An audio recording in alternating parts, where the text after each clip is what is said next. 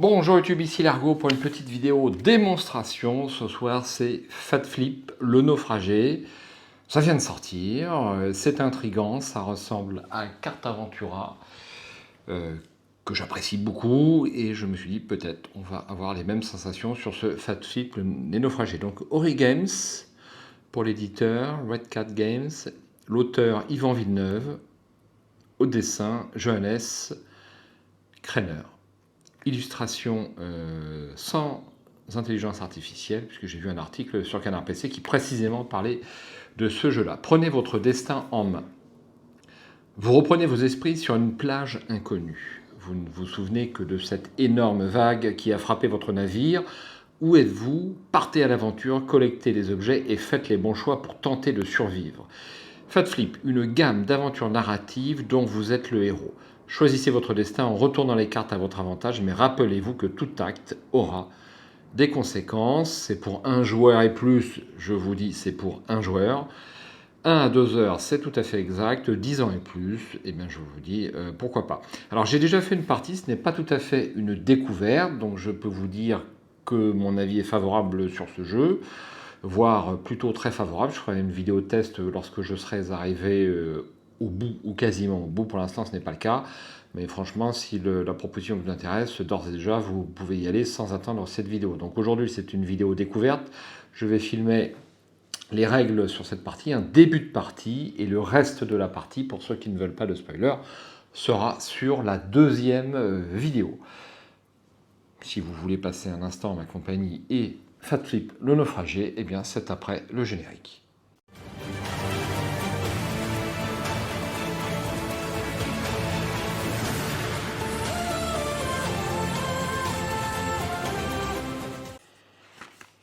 Alors, comment ça se présente? Comme ceci, une petite règle du jeu, vous voyez, qui n'est franchement, qui est très bien faite, et puis franchement tout à fait absorbable par un esprit moyen tel que le mien. Il y a simplement une liste de petites icônes à retenir. Donc ça peut paraître un peu touffu au début, mais on s'y fait très très vite, et après quelques tours de jeu, il n'y aura aucun problème. Alors si je veux vous lire la notice dans le bon ordre, c'est comme ceci. Alors donc on a un paquet de 1 à 68 cartes. Pour tout vous dire, ce sont des cartes qui sont divisées en deux et recto verso, ce qui nous donne, à la louche, un livre dont vous êtes le héros de 4 fois 70, donc 280 pages, qui est tout à fait raisonnable pour une boîte de cette taille. Alors je résume, hein, parce qu'il y a des cartes objets, bon, etc. Alors, légende. La règle est bien faite, mais il y a quelques petites approximations très légères de mon point de vue qui seront plus claires peut-être après cette vidéo. Alors, gardez cette légende à portée de main jusqu'à ce que vous ayez mémorisé la signification de toutes les icônes. Ça, c'est tout à fait juste. Donc, on a des icônes sur les cartes, comme ceci, qui sont ici. Prenez une carte au hasard avec l'icône correspondante dans le coin supérieur droit et ajoutez-la au dos de votre main. Donc là, il y a une première approximation dans cette première phrase. Il parle de main. Donc moi, quand je lis une main, c'est une suite de cartes en éventail dans lequel on va choisir. Là, le terme n'est pas tout à fait bon. Je préférerais parler de paquet dans votre main. Puisqu'on va jouer avec un paquet dans sa main gauche, enfin selon que vous soyez gaucher ou droitier, et on va passer notre temps à lire la carte du dessus, à les rajouter sur le dos du paquet ou à défausser. Alors, important, lorsqu'une de ces icônes est précédée d'un chiffre, par exemple 4 fois coquillage, prenez toutes les cartes portant cette icône. Le chiffre indique leur quantité totale dans la pioche. Mélangez-les et ajoutez-les à l'arrière de votre main sans en changer l'orientation. Si vous devez défausser votre main précédente, utilisez les cartes nouvellement piochées comme votre nouvelle main. Là encore, par main, il faut entendre le paquet dans sa main, c'est plus clair. Donc s'ensuit une suite d'icônes donc, qui sont claires, mais qui sont claires une fois qu'on a démarré la partie, puisque là, lorsqu'on prend ça brut de pomme, bon, on ne voit pas trop à quoi ça correspond, et c'est un petit peu le défaut de cette notice. Donc ajouter un point à la jauge correspondante du compteur en déplaçant sa marque. Alors effectivement, sur le premier chapitre, et même sur tous les autres chapitres, vous allez avoir un compteur, nourriture, énergie, etc. Ensuite, le deuxième icône, prenez la carte avec le numéro indiqué, ça c'est facile. Retournez cette carte dans le sens du grand côté vers la gauche. Alors excusez-moi, j'ai un peu une pelade là en ce moment, ça doit être la chaleur, ça doit pas être agréable à l'écran, mais j'en suis désolé, je vais pas mettre des gants. Alors c'est la caractéristique du jeu, on va retourner les cartes de façon horizontale, ou on va les flipper de façon verticale, de façon à faire apparaître l'un des 4 paragraphes de la carte, et c'est ma foi fort astucieux. Défaussez cette carte, placez-la sous la pioche aventure ou remettez-la dans la pioche objet s'il s'agit d'une carte objet. Alors on n'a pas indiqué jusqu'à présent ce que c'était la pioche aventure, bah, c'est le paquet de cartes en fait en lui-même, et on va avoir une suite d'objets recto verso, je crois qu'il y a 14 cartes dans le jeu, quelque chose comme ça. Donc là une notion importante ensuite, déplacez cette carte à l'arrière de votre main, à l'arrière de votre paquet main, c'est-à-dire sous le paquet qui est dans votre main. Laissez cette carte sur le dessus de votre main, donc vous venez de la retourner dans un sens ou dans l'autre, et au lieu de la mettre en dessous, ce qui arrive fréquemment, bah vous continuez en fait l'action que vous êtes en train de mener. Tout ça vous paraîtra très très clair après le début de la partie. Et enfin, défaussez toute votre main, ça arrive entre les chapitres. Et puis placez cette carte devant vous, c'est parfaitement clair. S'ensuit un petit exemple. Donc je pense qu'on a peut-être mieux fait de commencer par comment jouer plutôt que par le côté légende, c'est bien possible. Alors ne regardez la moitié supérieure, ne regardez que la moitié supérieure de la carte. Modifiez d'abord les valeurs des jauges correspondantes si vous voyez leurs icônes respectives et lisez le texte d'introduction en haut de la carte. Vous entrez dans un petit bosquet, vous perdez 1 point en énergie comme indiqué. Choisissez l'une des options possibles, ça c'est parfaitement clair. Vous pouvez choisir cette option si vous le souhaitez uniquement si vous remplissez la condition en rouge. Si vous avez un couteau, c'est parfaitement clair. Et à chaque fois que vous choisissez un paragraphe, vous avez une suite d'icônes qui là encore peuvent vous paraître un petit peu abruptes, mais qui sont très très simples. Donc ici, je gagne 1 point en sécurité, je perds 1 point en énergie. Je retourne la carte dans le sens vertical et je la glisse à la fin de mon paquet main. Ici, je gagne 1 point en nourriture, je perds 1 point en sécurité, je retourne la carte dans le sens horizontal et je laisse la carte sur le dessus de mon paquet main. Et enfin, avec le couteau, je rajoute 1 point d'énergie, 1 point de nourriture, et par contre, je défausse cette carte, et en plus, je défausse le couteau. Voilà. Alors, ici, vous avez le numéro de la carte, le petit icône dont on parlait tout à l'heure, hein, donc, qui correspond à un secteur du jeu. Alors, est-ce que je vous lis les autres paragraphes Ok.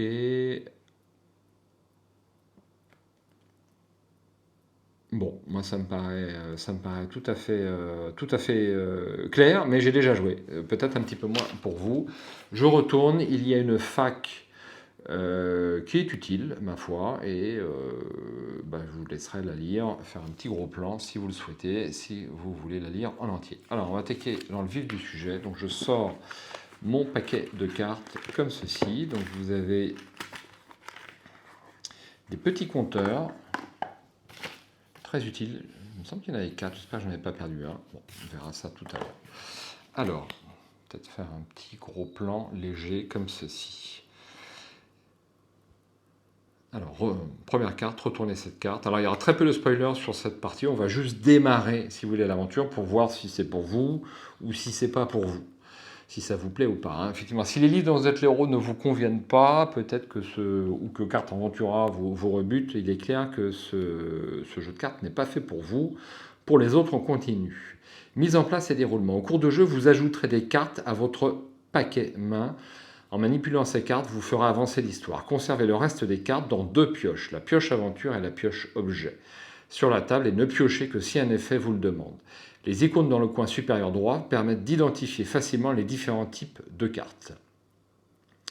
Pour plus d'informations sur l'anatomie des cartes, aventure, aux pages 4 et 5, et des règles du jeu, on vient de le lire. Ne lisez que la moitié supérieure de la première carte de la main.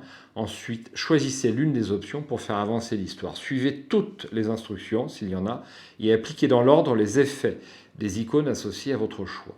Vous trouverez la description de toutes les icônes aux pages 2 et 3 des règles du jeu. Gardez la légende sous les yeux jusqu'à ce que vous ayez bien mémorisé les icônes. Placez les cartes 2 à 14 dans un paquet séparé qui représente la pioche objet que vous pourrez collecter en jouant. Prenez un objet de cette pioche lorsqu'indiqué et remettez-le dans le paquet lorsqu'on vous demande de vous en défaire. Les cartes objets sont recto verso avec astérix et parfois double astérix au verso, si peu que vous tombiez sur les objets figurant au dos de ces cartes. Maintenant, prenez la carte 15, défaussez la carte 1 et placez-la sous la pioche aventure, le reste des cartes sur la table. Donc on nous a dit de prendre les cartes 2 à 14, les voici. Hop, donc ce sont tous nos objets. Voici la fameuse carte 15. Je la prends et ça je la mets en dessous, comme ceci. Donc nous sommes au chapitre 1, la nécessité réveilla ma détermination. Il y a beaucoup de petites citations, enfin beaucoup, il y a quelques citations dans ce jeu.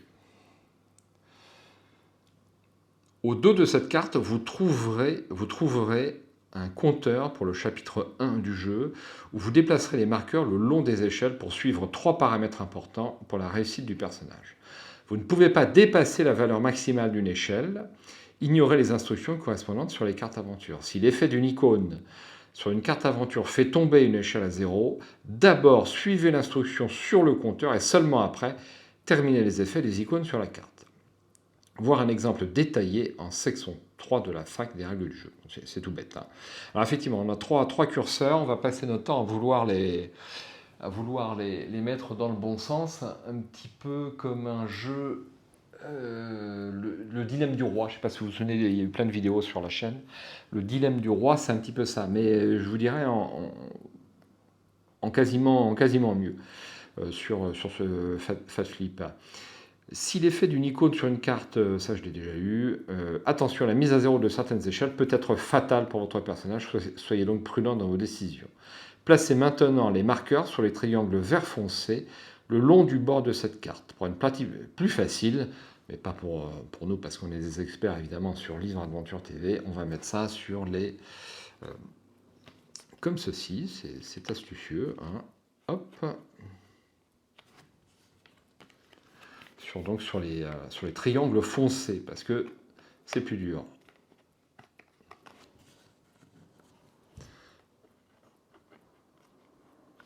Je retourne cette carte, et comme vous pouvez le voir, eh bien, c'est plutôt dans ce sens-là, vous avez la sécurité, je démarre à 3, la nourriture, je démarre à 3, et l'énergie, je démarre à 4.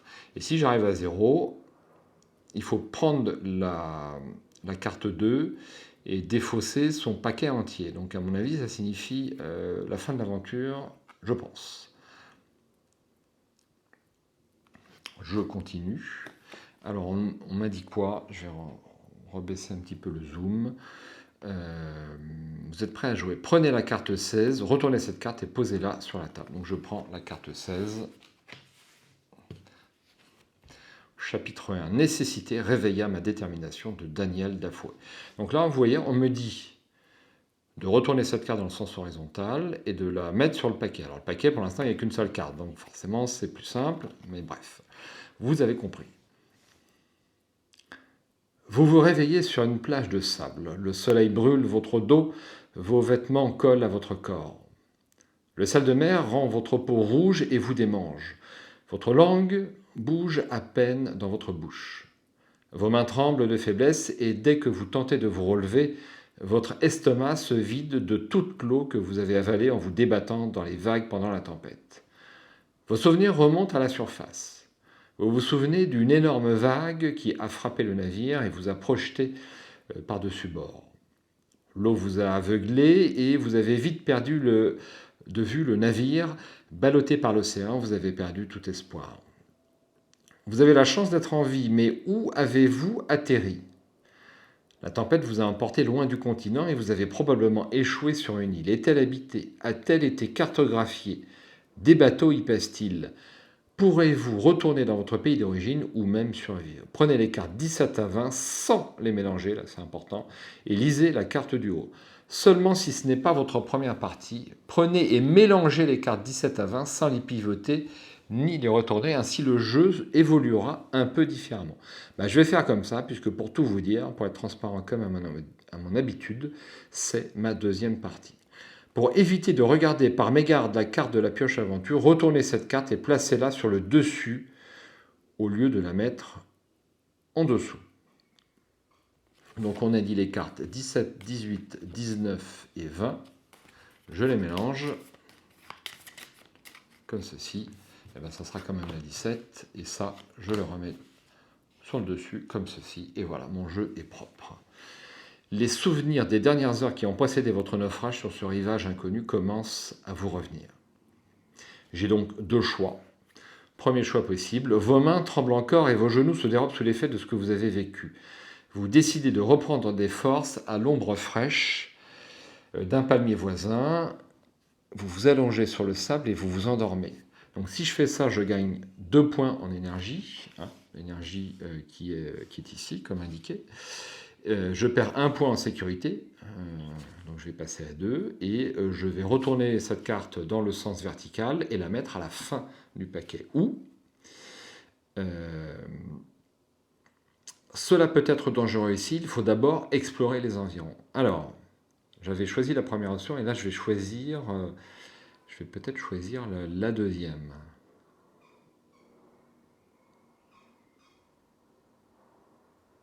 Alors, le curseur de sécurité est un curseur important. Donc, je vais choisir la deuxième. Donc là, c'est un peu difficile, vous voyez. Et j'avais choisi le choix du haut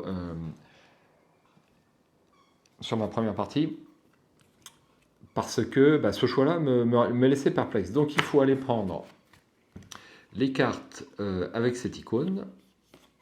Donc, il y en a 3. Les mélanger et en rajouter une au paquet. Donc, c'est ce que je fais. Hop, celle-ci.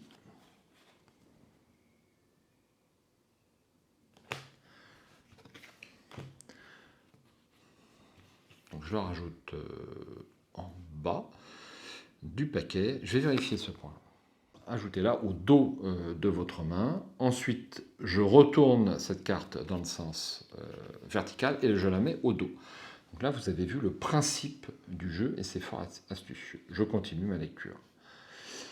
Et ne pas oublier de modifier les petits icônes quand même. Donc plus 1 en sécurité et moins 1 en nourriture. Je passe à 2. Voilà, comme ceci.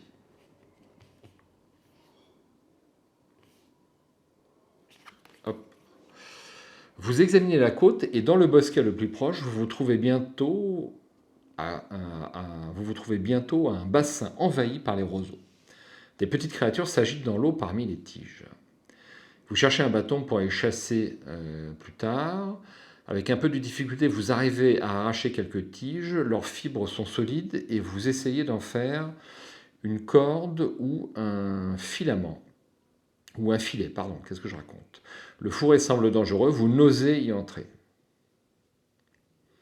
Alors j'ai pas mal d'énergie, donc je vais perdre 2 points en énergie. Et je vais retourner cette carte du côté horizontal et je la laisse sur le dessus du paquet comme ceci. Avec les fibres, vous réussissez à tisser une corde solide. Voilà un premier succès. Donc je vais prendre l'objet 3.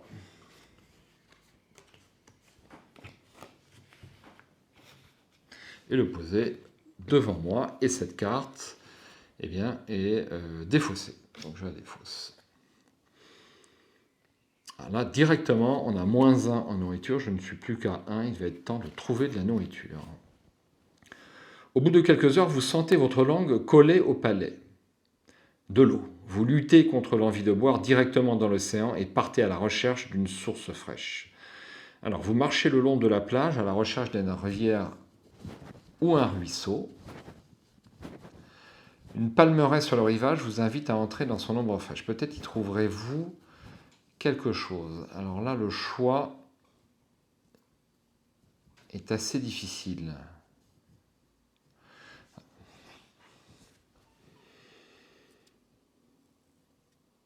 Écoutez, je vais prendre le choix numéro 1.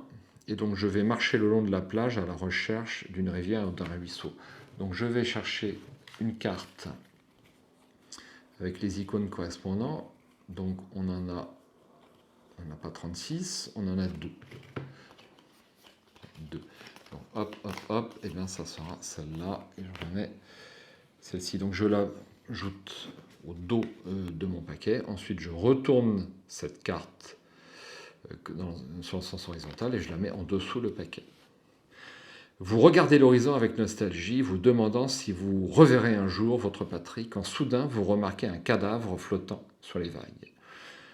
Cette proie facile a peut-être déjà attiré les requins, mais vous décidez tout de même de nager et d'examiner le corps de plus près, s'il s'agissait d'un membre d'équipage. La peur vous tord l'estomac, vous vous détournez et vous vous éloignez. De toute façon, vous ne pourrez rien faire d'utile. Donc, je pense que vous avez compris le principe. Je vais faire cette dernière option et puis je vais m'arrêter là pour cette partie découverte pour ne pas vous spoiler. Vous avez vu que c'est très très habile. Avec des belles illustrations, ma foi, comme vous pouvez le voir sur celle-ci. Donc il y a 4 ou 5 chapitres, je ne sais pas, j'ai fait qu'une seule partie, comme celui-ci, mais je trouve qu'on en a pour son argent et je serai d'ores et déjà, je peux vous le dire, client des prochaines sorties, ça ne fait aucun doute. Donc là, je perds -1 en sécurité, donc je repasse à 3. Je retourne cette carte sur le côté horizontale et je la laisse sur le dessus du paquet.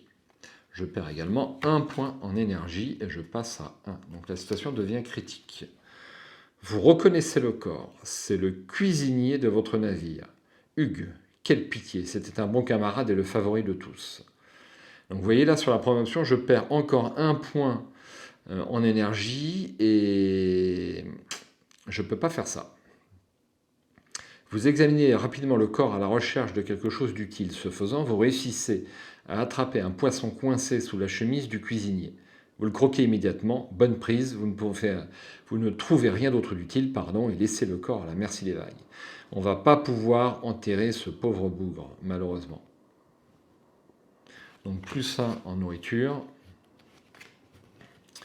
Et je défausse cette carte. Allez, encore une. En explorant l'île, vous entrez dans un petit bosquet. Son ombre fraîche vous attire et un doux tapis de mousse et de feuilles emportées par le vent recouvre le sol. Si vous n'étiez pas si désespéré, vous pourriez trouver que c'est le plus bel endroit du monde. Alors, j'ai un choix, et là, j'ai un choix si j'ai un couteau ou un feu de camp. Donc, sur la première partie, je vais trouver le couteau, mais pas là. En quelques minutes, vous ramassez une brassée de branches appropriées et les étendez sur le rivage pour les faire sécher. Ou alors, vous vous allongez sur une pile de feuilles à l'ombre, où vous tombez finalement dans un sommeil profond et réparateur. Je manque d'énergie, donc je vais récupérer 1 point en énergie et repasser à 2. Et par contre, je perds 1 point en sécurité, je suis aussi à 2. Je retourne cette carte de façon verticale et je la mets au dos du paquet. Pensez à votre survie. Votre besoin de nourriture et d'eau et d'une bonne nuit de sommeil vous épuise, mais vous ne pouvez vous empêcher de vous demander si quelqu'un d'autre a survécu. Sont-ils à votre recherche? Vous concluez rapidement qu'aucun membre de votre équipage n'a survécu. Cette triste constatation vous ronge le cœur. Vous devriez économiser davantage de nourriture. Vos réserves sont faibles et vous aurez besoin de force. Seulement si vous avez couteau, je n'ai pas de couteau. Donc je vais prendre la première option. Alors, je peux prendre la deuxième aussi si je veux. Alors je vais choisir d'économiser ma nourriture. Donc je passe à 1, je perds 1, je retourne sur le côté horizontal et je la mets au dos. Lors de l'une de vos randonnées, vous longez la côte. Quelques minutes plus tard, vous arrivez à une falaise. Sur sa pente abrupte poussent des panais sauvages. Vous nettoyez rapidement quelques racines et les avalez presque sans mâcher, ignorant le craquement de la terre sur vos dents. Ou vous devez d'abord vous reposer à l'ombre de ces arbustes denses. Vous vous laissez tomber épuisé sur le buisson le plus proche. Les racines n'iront nulle part.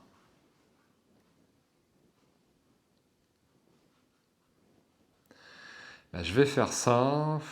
J'ai besoin de nourriture, mais enfin bon.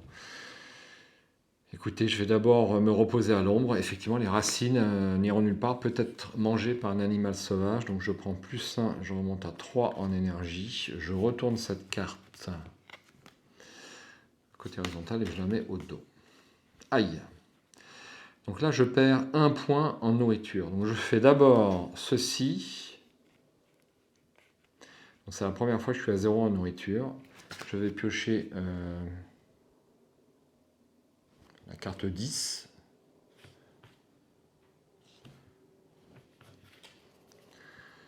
La carte 10.